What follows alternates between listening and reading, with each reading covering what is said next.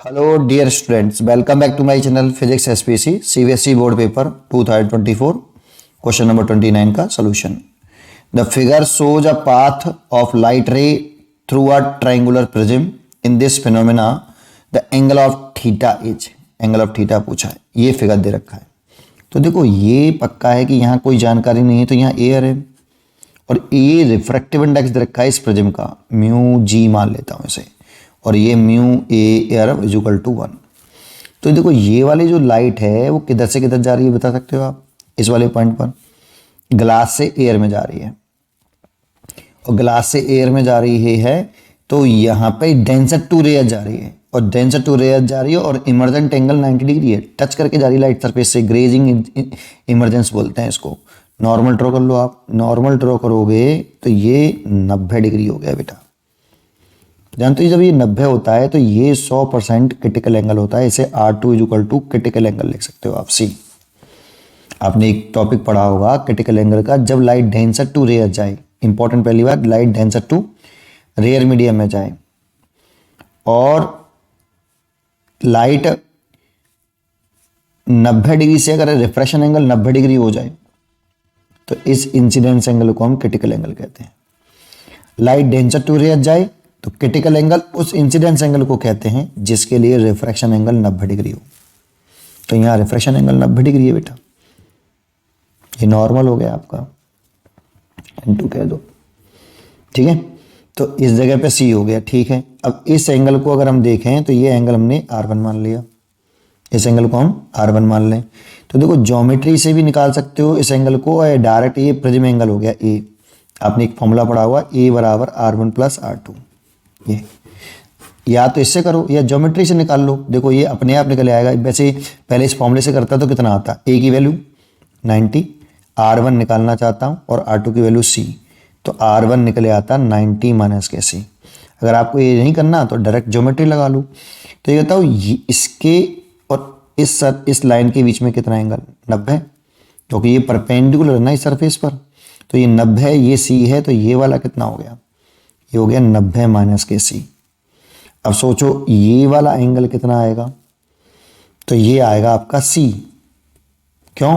क्योंकि तीनों एंगलों का सम 180 डिग्री होता है। अगर इसे मैं अल्फा मान लूँ थोड़ी देर के लिए, तो alpha plus 90 minus C equal to 180। किसी ट्राइंगल के तीनों एंगलों का सम 180, तो ये देखो 180 से 180 कटेगा, अल्फा बराबर C। अब ये कितना आएगा, तो इसके और ये नॉर्मल है आपका N1, ये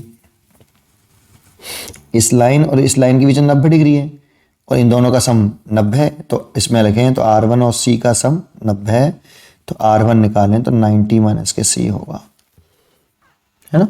तो ये सीधा कर लेते हैं इस वाले फॉर्मूले से बेटा, कि A जो होता है, ये जो प्रिज्म एंगल होता है वो R1 R2 के सम के बराबर होता है, तो R1 बराबर 90 माइनस के C। यह ज्योमेट्री लगा सकते हो आप। अब जब मेरे को ये वाला एंगल मालूम पड़ गया तो इस जगह पे मैं स्नेल्स लॉ लगा सकता हूँ इस वाले पॉइंट P पर। तो लिख दें according to Snell's law at point P। अब इस वाले पॉइंट पे स्नेल्स लगाना है तो इधर तो एयर है, mu air is equal to 1, तो म्यू एयर इंटू इसी मीडियम का रिफ्रैक्टिव इंडेक्स और इसी मीडियम में बनने वाले एंगल के साइन का incidence angle, sine into angle theta, mu a into इसी जिस मीडियम का इंडेक्स है उसी में बनने वाले एंगल को साइन का मल्टीप्लाई करना है, इज इक्वल टू। अब इस मीडियम का इंडेक्स दे रखा है मैं n, तो n लिख लिया, इंटू इस मीडियम में बनने वाला एंगल कौन है, साइन R1। नॉर्मल के बीच में एंगल देखना है, इंसिडेंट रिफ्रैक्टेड रे और नॉर्मल के बीच में, इंसिडेंट रे नॉर्मल के बीच में, ठीक है। अब यहाँ पे म्यू एयर की वैल्यू 1 हो गई, ये साइन थीटा हो गया, n है, साइन R1 लिख सकते हैं हम 90 माइनस के C, ये तो sine theta is equal to हो गया n, किस क्वाड्रेंट में देख कहता हूँ, फर्स्ट में ऑल ट्रिग्नोमेट्री रेशियो पॉजिटिव होते हैं, और ये कॉस हो जाएगा, कॉस C। अब इंपॉर्टेंट है मेरे को कॉस C निकालना है बस केवल, और यहाँ रखना है, तब थीटा निकल पाएगा।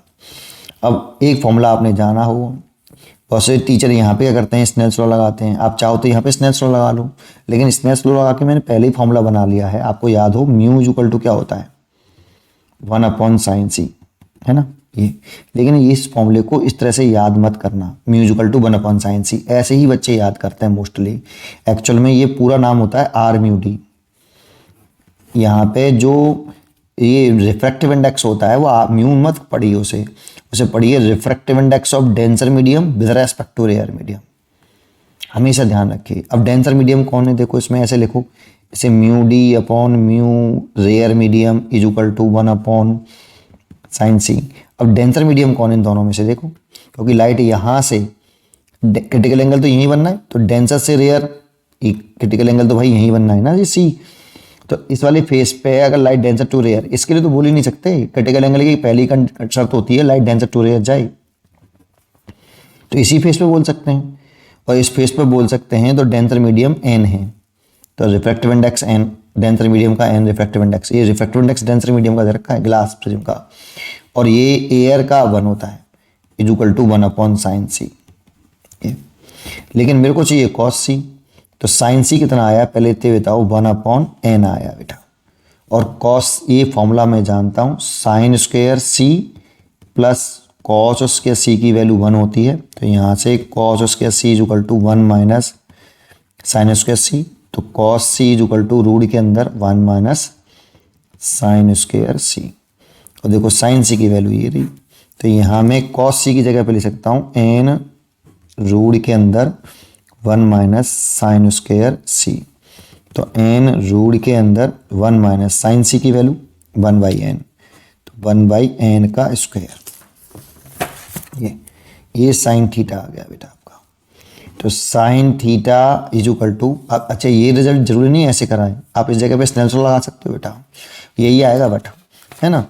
चलिए n रूट के अंदर इसे n स्क्वायर एलसीएम लूँ तो n स्क्वायर माइनस 1, और देखो ये n स्क्वायर रूट से बाहर आ जाएगा, और रूट से बाहर आया तो n root square n square minus 1 divide by n से n कट गया, तो थीटा इज इक्वल टू ले सकता हूँ मैं साइन इनवर्स, इसको इधर लाऊं साइन इनवर्स रूट के अंदर n स्क्वायर माइनस 1, तो देखो ये थीटा की वैल्यू हो गई बेटा, इसीलिए थीटा की वैल्यू हो गई ए, चॉइस इज करेक्ट।